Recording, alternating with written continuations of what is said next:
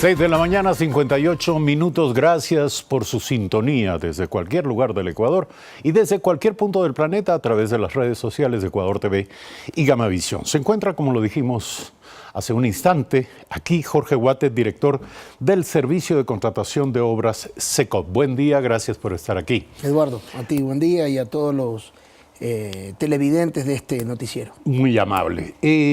¿Cuál es hasta este momento el balance del trabajo realizado por ustedes?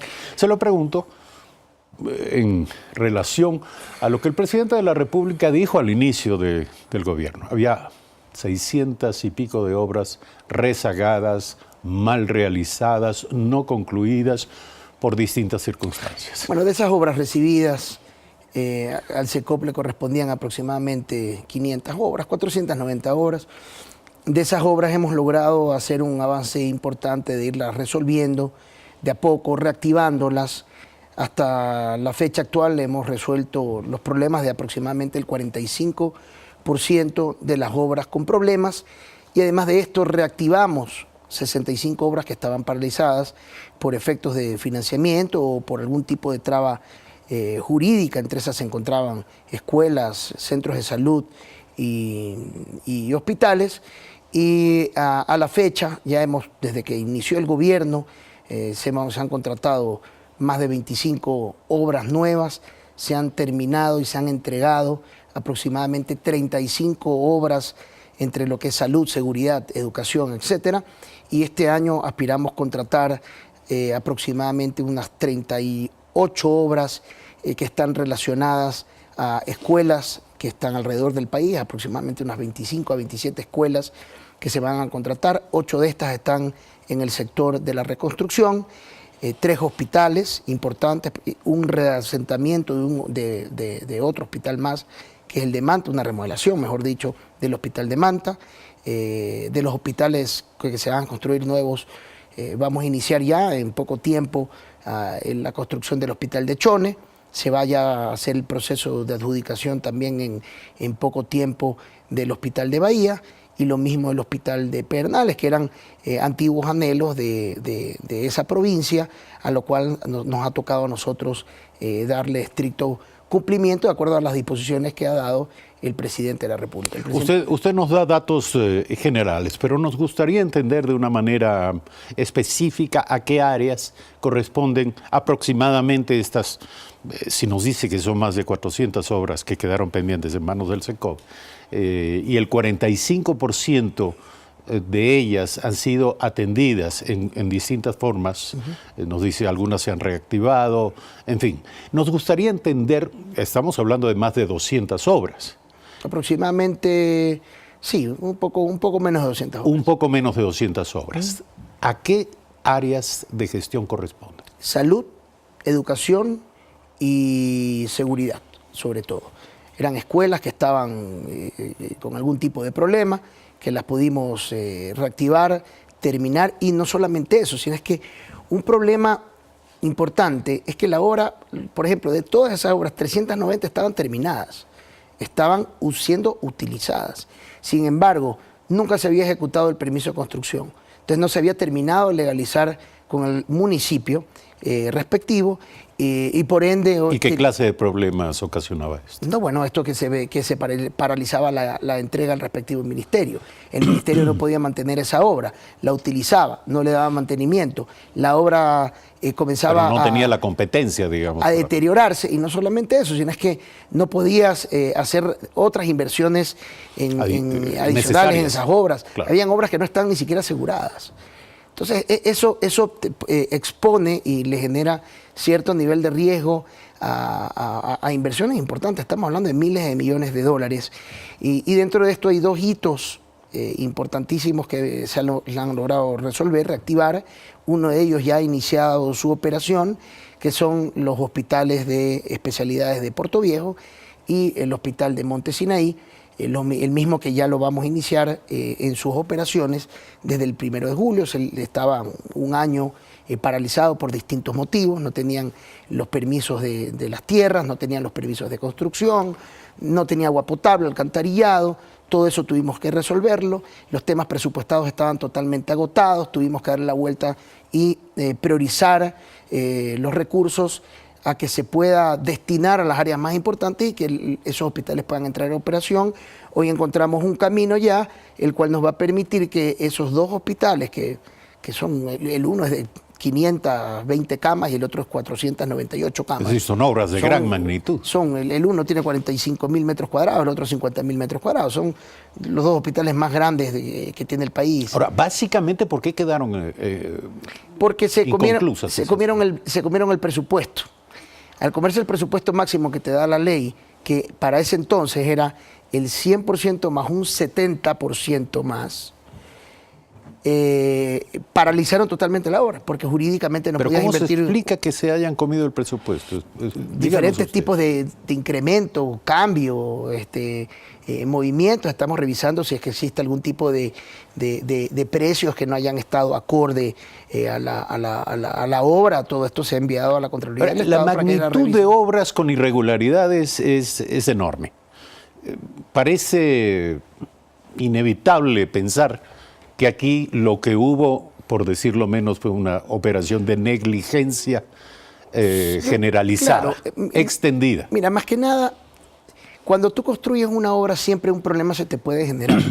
No es una cuestión, una obra no está enmarcada en una línea en la cual tú siempre puedes evitar un problema. Pero más de 600. Puedes minimizar, el problema es ese. El problema es que a problema encontrado no era problema solucionado, sino es que se iba dejando eso en un inventario, se iba sumando el tiempo, se seguía construyendo, que no está mal seguir construyendo, pero no se resolvían estos problemas. Entonces acá nos ha tocado construir, atender a los sectores de salud, educación, bienestar social, a los cuales el gobierno del presidente Moreno no le ha reducido un solo centavo en relación a inversión a infraestructura, independientemente de la situación compleja económica que yo creo que es evidente y que se está viviendo.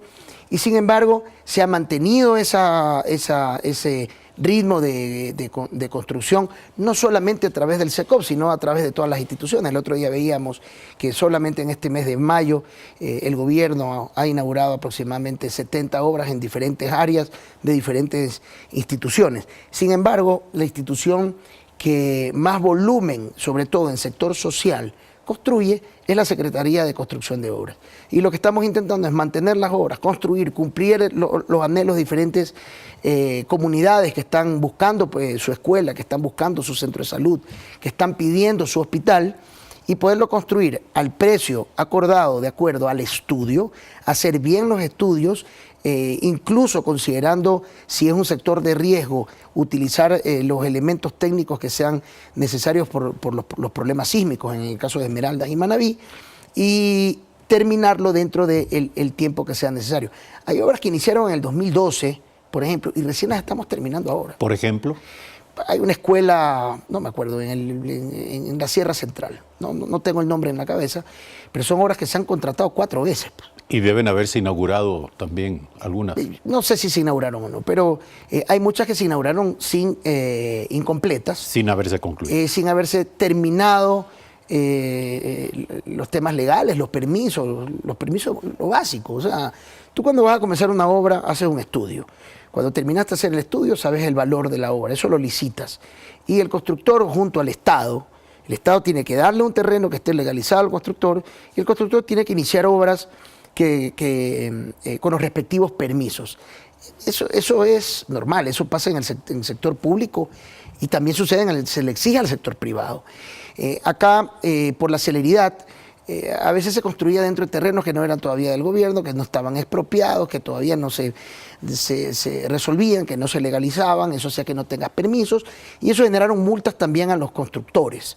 Y los constructores están pagando los platos rotos de negligencia del propio Estado de no haber entregado las cosas ordenadas para que el constructor también pueda hacer. Pero siempre fue responsabilidad del Estado. No hubo nunca responsabilidad de los constructores. Es que la responsabilidad del constructor fue cuando querían licitar una obra y ellos decían, bueno, como la ley establece que tienes un 70% más, me bajo lo más posible y después arreglo y a través de complementarios resuelvo. Ahora, ¿en qué medida todo esto se hizo bajo la vigencia de estos estados de emergencia?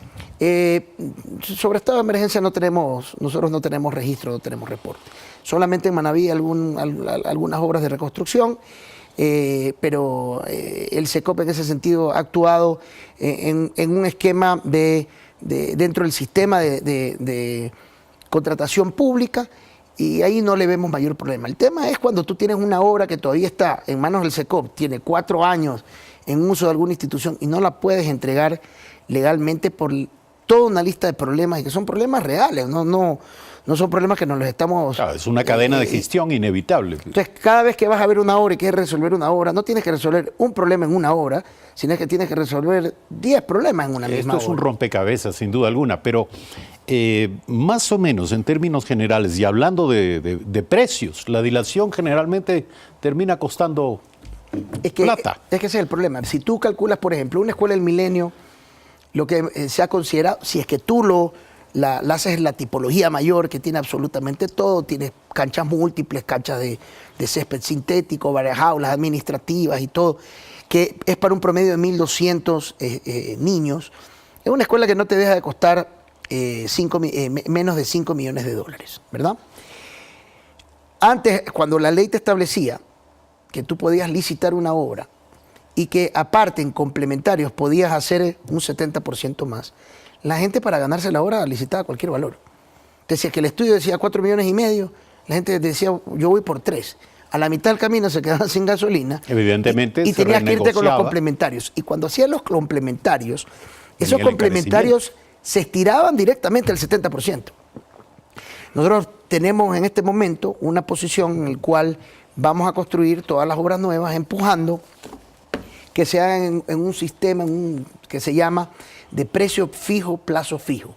Quiere decir, el estudio demanda un valor. Sobre ese valor se establece una licitación. En esa licitación se califica al ganador.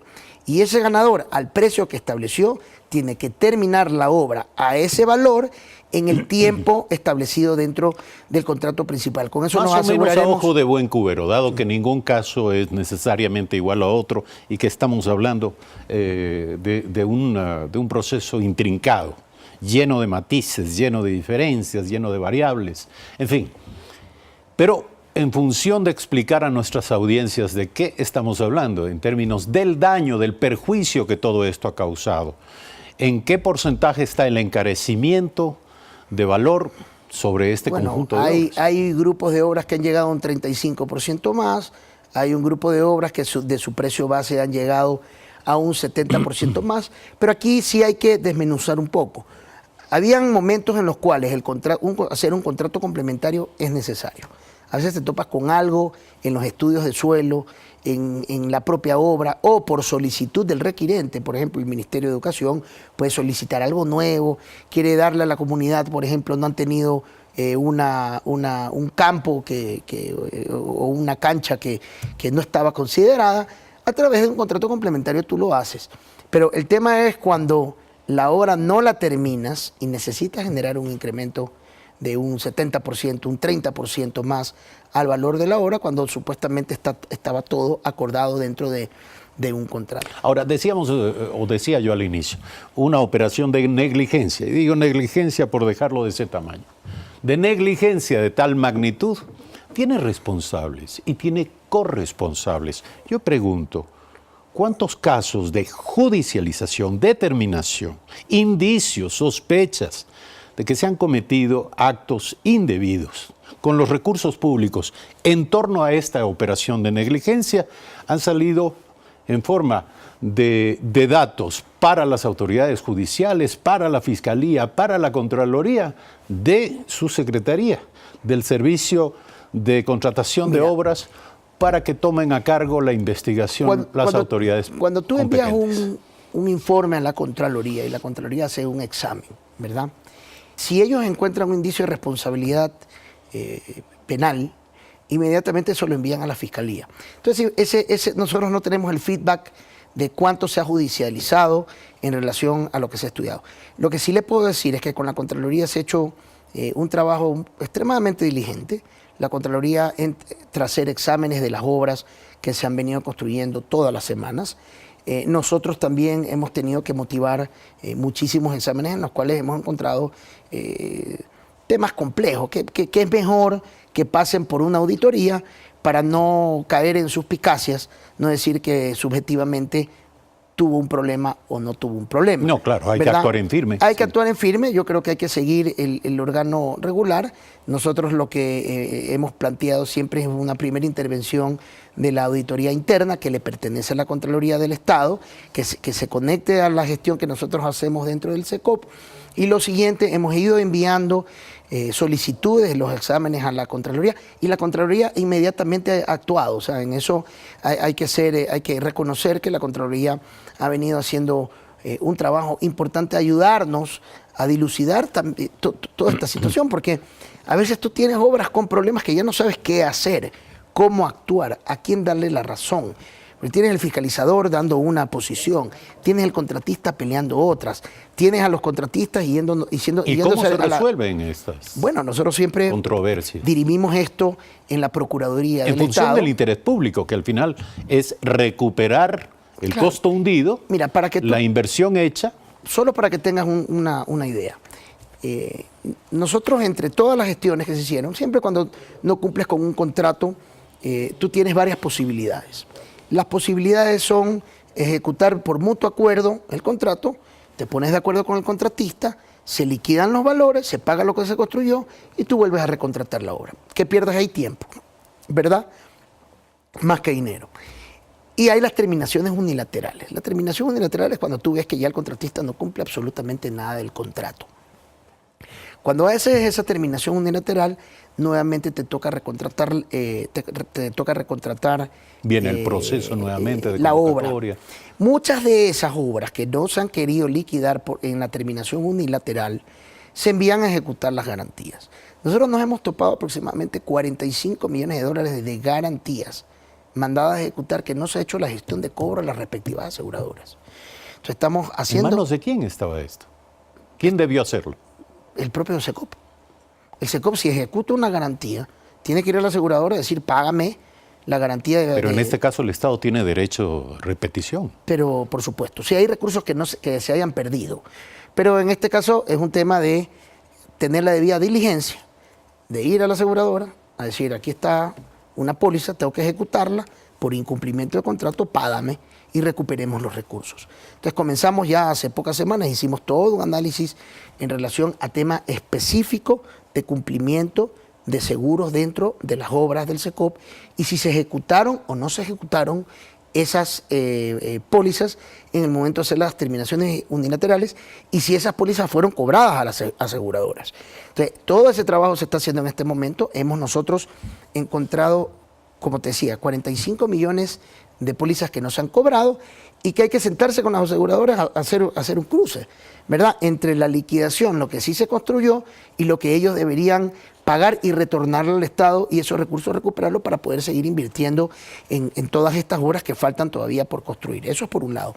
Por el otro lado, también hemos encontrado, solo en este año, hay 62 millones de dólares presupuestados por el SECOP para pagar obras construidas fuera de contrato, solicitadas a los contratistas, que los contratistas hicieron de buena fe y que nunca se regularizó a través de un contrato, un documento. ¿A qué me refiero? Estamos construyendo esta obra y en algún momento vemos que es necesario aumentar la iluminación, que técnicamente es necesario, y yo le digo a usted que es el contratista, por favor, instala las que ya te la regularizo en un contrato complementario. Ese contrato complementario nunca se realizó. Nunca se realizó. El contratista puso la luz, la obra se terminó, la obra se inauguró y el contratista está diciendo, bueno, págueme las luces. Y no hay un documento legal que te permita a ti pagar las luces. Eso se conocía y se resolvía con algo que se llama un convenio de pago. El convenio de pago, ¿verdad?, no existe en ninguna parte de la ley. Es un procedimiento cuestionado sí, también. Sí, es un procedimiento extremadamente cuestionado, que si usted lo firma, tiene un riesgo 50% de tener un problema y 50% de no tenerlo. Nosotros hemos levantado todos los preceptos jurídicos encontrados y pronunciamientos de la Procuraduría para hacer un instructivo, y sobre este instructivo hemos enviado a la Asamblea Nacional en la transitoria quinta de la Ley Económica Urgente una petición a la Asamblea para que se haga una reforma inmediata a la Ley de Contratación Pública que nos permita resolver estos temas, porque también no es justo que un contratista haya hecho una obra solicitada verbalmente por hacer rapidito, no le hayan regularizado y después no tienes instrumento legal para pagarle, y la Constitución dice claramente que el Estado no se puede beneficiar de un servicio de un tercero sin que se le haya pagado, se le haya remunerado por ese servicio otorgado. Todo lo que usted nos dice nos deja las inquietudes planteadas y el interés abierto respecto de este proceso complejísimo, y es una difícil y dura herencia recibida de quienes organizaron, habría que decirlo así, quienes organizaron la negligencia en torno a estos casos. Solo un detalle antes de terminar. Es importante que se sepa, el Estado, el Ecuador, el gobierno del presidente Moreno, este año ha destinado 450 millones de dólares a seguir construyendo obras. Eso en una situación como la situación fiscal actual. La situación fiscal actual es un esfuerzo enorme en el cual hay que congratularse, porque los niños van a seguir teniendo escuelas, la gente va a seguir teniendo hospitales para poderse atender, van a poder seguir teniendo centros de salud, van a poder seguir teniendo canchas. La obra continúa. Esto que se dice que el gobierno no hace obras, no es cierto. Yo creo que ahí hay que aterrizar, hay que decir las cosas como son, siempre con respeto y con altura. Este gobierno está construyendo en una velocidad muy importante, pero con una diferencia, controlando que no se cometan errores que el día de mañana nos pasen una factura y que el Estado le termine costando más esas inversiones que son tan importantes en todas las áreas donde actualmente el gobierno Bueno, está en suma no debería volver a pasar todo lo que ha sucedido y que ha sido materia precisamente. Bueno, hay que aprender, yo siempre digo, hay que aprender del error. Si encontramos un error y ese error hay que enmendarlo, hay que aprender y no volver a cometerlo, ¿no? Jorge Guate, director del Servicio de Contratación de Obras SECOV. Esta mañana en Primera Impresión, temas que quedan planteados para el juicio de la opinión, pero por supuesto para la inquietud de los comunicadores, investigadores, interesados directos e indirectos en todo lo que hemos conversado. 7:20 de la mañana, ya regresamos.